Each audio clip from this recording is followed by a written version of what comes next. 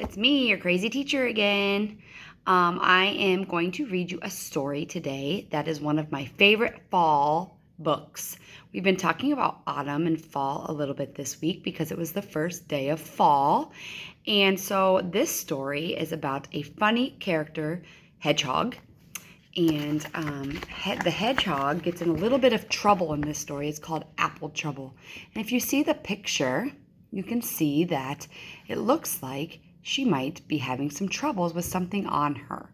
Okay, hedgehogs have these pokey pointer things on all over their body that are pretty sharp, and it makes them kind of prickly. And in the story, some things get stuck to Hedgehog, and you'll see how it becomes a problem. The hedgehogs actually use these to help protect them from predators, but in this story, it doesn't really help them. It kind of hurts them. Okay, I'm going to turn around to our anchor chart for the week. We made this poster that says monitor and clarify.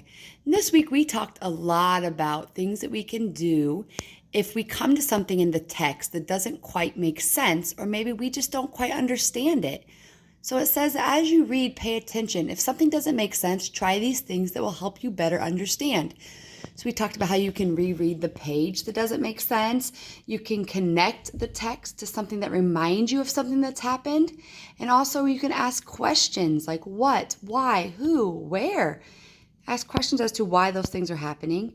And then also using the pictures and the text to help you better understand. In our story, there was a girl who wasn't really having that much fun at their school trip, and we decided that it was because she was new and she didn't have a lot of friends yet. So that school trip wasn't very exciting for her like it was the other kids.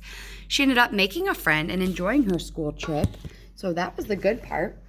So as we read, I'm going to stop, and if there's some things that maybe doesn't make sense, we're going to try one of our new strategies this week. Okay, so this is called Apple Trouble. This story is by Reginald Scammell. Some weird names they have.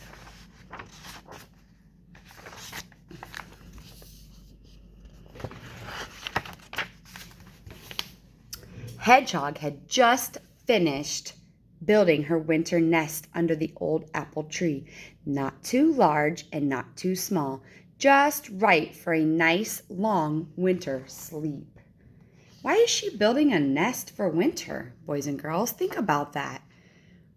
Maybe she is the type of animal that hibernates all winter, and so she's building a nest to help her keep warm. She lives outside in the forest, and it gets pretty cold in the winter at certain places in the world, so maybe she's trying to keep herself warm during winter. What do they put in their nest? Be thinking of that maybe while I read. Suddenly, a juicy red apple landed on her back. Ouch! Squeaked Hedgehog. Plop.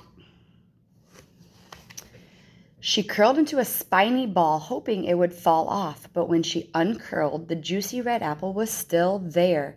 Hedgehog tried to squeeze herself and the apple into the beautiful new nest, but could she get in? No, she could not. Not with the apple on her back. The nest was too small. Oh, dear.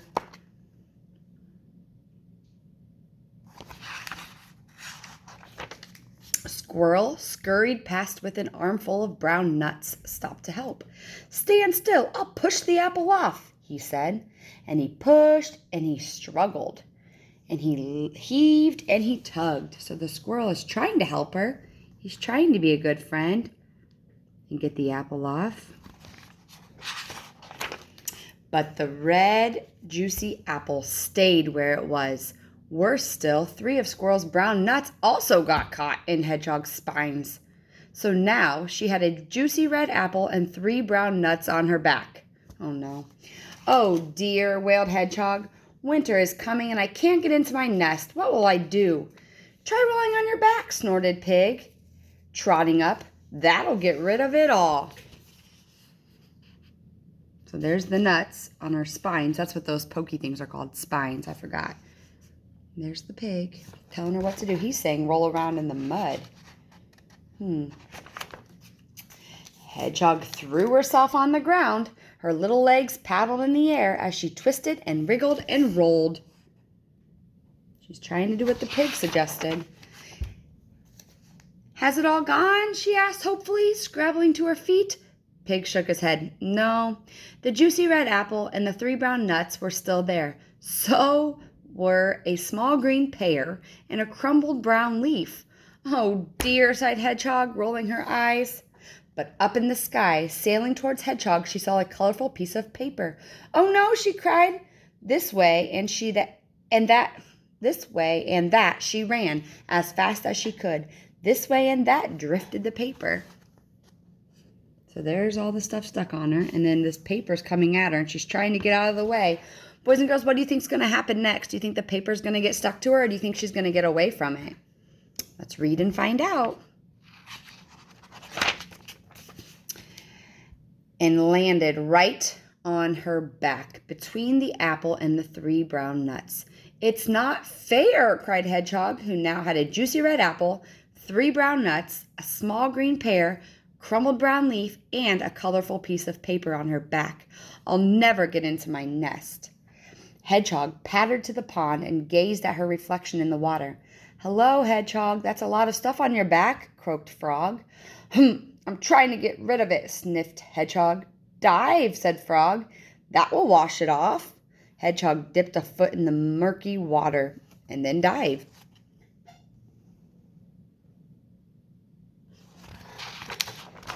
Splash! Her friends watched Hedgehog bobbing up and down. The juicy red apple and the 3 brown nuts, the small green pear and the crumpled brown leaf and the colorful piece of paper were all still there.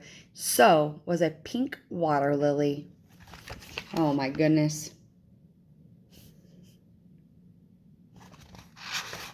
The frog's suggestion didn't help either. But Hedgehog did not find it funny. Stop laughing, she spluttered and stamped her feet on the ground. Where am I going to sleep? Pig and Squirrel looked worried. So did Frog. I do have one last idea, oinked Pig. Squeeze through that hedge over there. That'll brush everything off. So Hedgehog closed her eyes and squeezed herself through the thick leaves.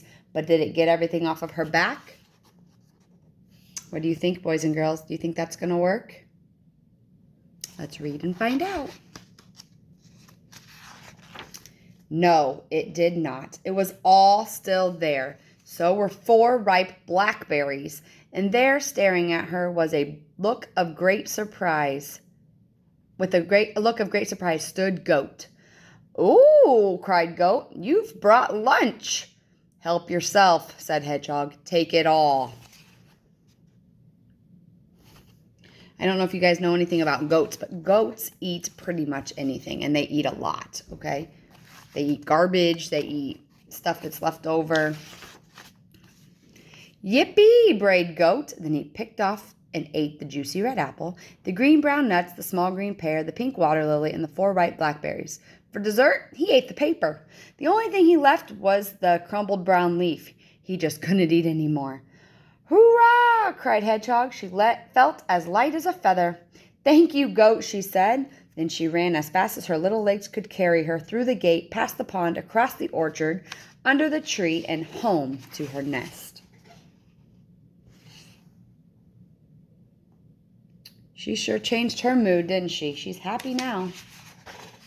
Hedgehog squeezed into her little nest. It fitted her perfectly, and it was the best nest ever. Outside, a cold wind blew another apple off of the tree, but it didn't fall on Hedgehog. She was safe in her nest and fast asleep. So the wind is getting colder because fall is here and winter is coming, and so she has a house that she can now stay warm in and sleep in. All right, so all of her friends tried to help her get everything off of her back, okay? Maybe you guys thought of some things while I was reading that maybe would have worked or maybe would have helped the hedgehog. If you did, I would like to hear those things. So maybe when you comment your name on this video, also comment your idea of things that you had that she maybe could have tried. And then also think about, why did the author use the animals that he chose in the story? The hedgehog, the goat, the frog, okay? Think about that question when you're doing your homework this week. Just think about, why did the author choose the exact animals that he chose? Because that had a pretty good, he had a good reason when he chose those things. All right, so boys and girls, I'm going to let you get started on your homework for the week. If you have any questions or your parents have any questions, you can comment and ask the question, or you can just write me on Class Dojo. We have been working very, very, very hard in school. We have learned so many new things, and we're going to keep learning, and we're going to keep going with our online stuff. Remember, one last reminder. This week, I don't think you were purposely trying to lie, but I caught a few kids that were commenting their names on some of the activities that they hadn't actually done. Okay, so you cannot comment your name until you have finished that activity. Once that activity is finished, then comment your name and let Mrs. Douglas know, I've done this. It's also for you to keep track of what you've done too. It's kind of like a to-do list. You don't want to cross something off your to-do list that you haven't completely finished yet, because then you might forget about it and you might forget to go back and finish it. Okay? If you get all of your activities done by next Friday and you comment your name on the last square of your Padlet that says, woohoo, you're done, you will get a dojo point. And we all know what those dojo points equal. They equal pause tickets on Wednesday and Thursday when they do the pause ticket drawing. So you want to get as many of those as possible. And you also get dojo points for bringing all of your supplies to school. You need to remember your take-home folder and your green homework folder.